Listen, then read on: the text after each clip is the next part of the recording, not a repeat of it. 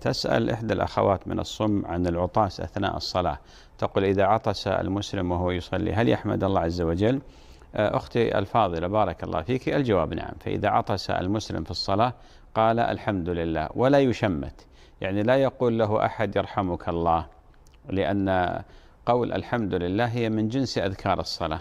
ولذلك النبي عليه الصلاة والسلام كما في الصحيح من حديث معاوية بن الحكم السلمي أنه لما عطس حمد الله، حمد الله.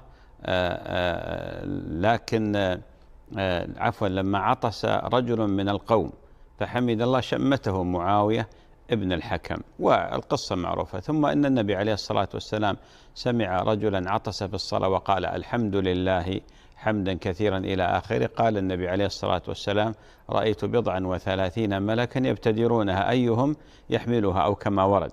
ولذلك إذا عطس المسلم في الصلاة يسمع نفسه يقول الحمد لله ولا يشمت، يعني لا يقول له أحد يرحمك الله.